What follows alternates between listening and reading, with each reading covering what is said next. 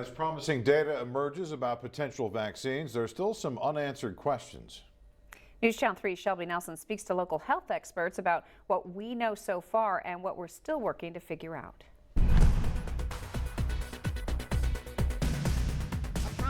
Moderna vaccine now making headway after preliminary data shows a 94.5% success rate against coronavirus. The news comes just days after pharmaceutical company Pfizer also announced a vaccine with more than 90% efficacy. Both of those are quite a bit higher than the typical flu vaccine, for example, which is often only 60 or 70% effective. Local health experts say one very good sign, both trials involved thousands of people. Progress as COVID-19 stretches into its 9th month, but there's still a ways to go. This data is promising.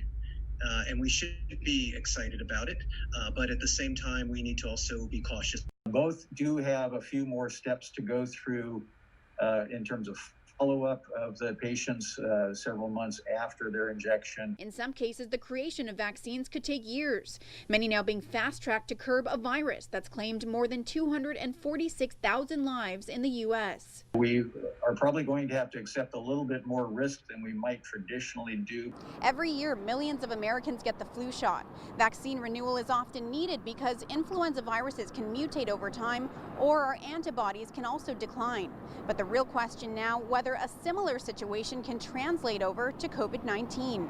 It's unfortunately far too early for us to be able to really answer any of those questions, but those are certainly concerns that we need to continue to follow as we watch this go on. But the hope would be if we can really deliver essentially a knockout punch and really get this disease under control. And even when a vaccine becomes available, it'll likely take time to disseminate. Now the question is going to be how to deploy and who do we vaccinate first? If the vaccine comes out tomorrow, let's say hypothetically, it's not going to be a magic savior to every single problem that we're facing right now with the pandemic. In the meantime, health experts remind the public there is still a simple, effective way to curb transmission. At this time, what we need to continue to do is masking, social distancing, physical distancing. Shelby Nelson, News Channel 3.